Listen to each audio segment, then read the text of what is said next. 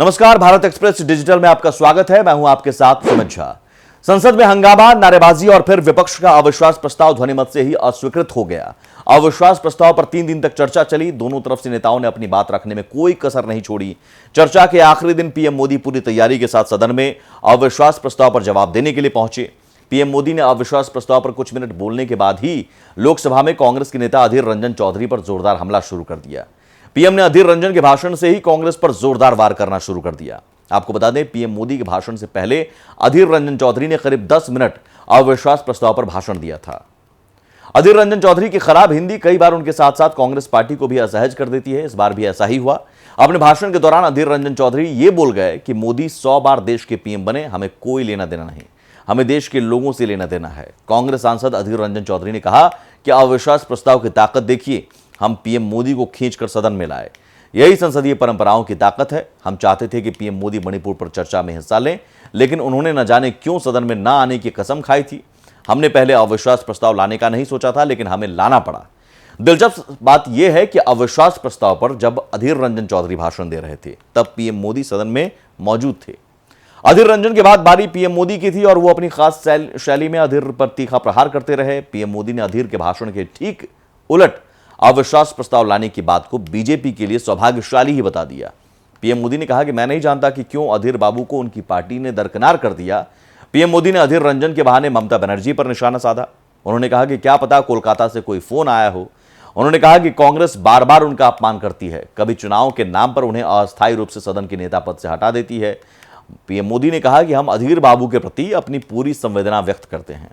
प्रधानमंत्री ने कहा कि ये तो कल अमित शाह ने भी कहा था कि और आपकी उदारता रही कि उनका समय समाप्त होने के बाद भी आपने उनको आज मौका दिया।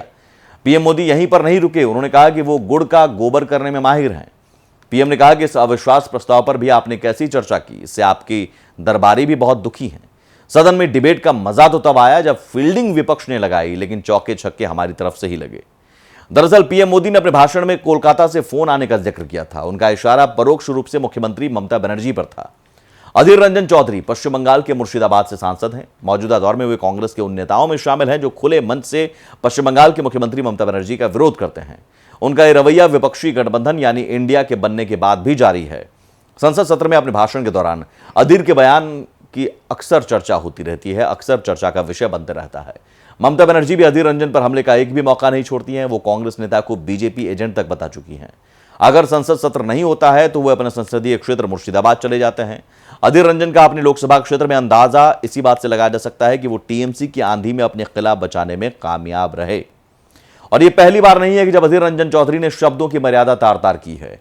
इससे पहले वो राष्ट्रपति द्रौपदी मुर्मू के लिए राष्ट्रपत्नी जैसे शब्दों का इस्तेमाल कर चुके हैं। बाद में सफाई, खेद और माफी मांगते रहे। इतना ही नहीं, एनआरसी यानी नेशनल रजिस्टर ऑफ सिटीजन के मामले में भी अधीर रंजन चौधरी ने अपने बयान से कांग्रेस की किरकिरी कर दी थी। उन्होंने बयान देते हुए कहा था कि पीएम नरेंद्र मोदी और केंद्रीय गृह मंत्री बाहरी हैं, ये दोनों ही बाहर से आए हैं।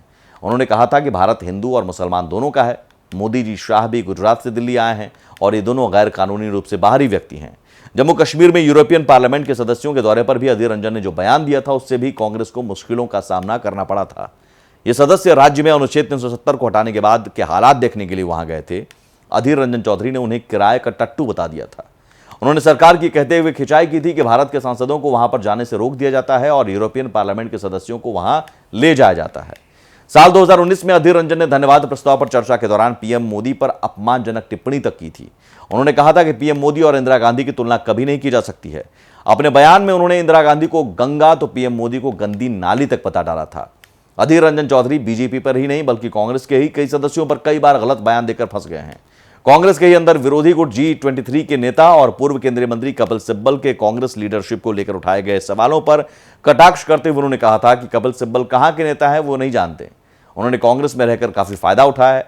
जब यूपीए की सरकार थी तब उनके लिए सब अच्छा था और अब सरकार नहीं है तब सब बुरा हो गया।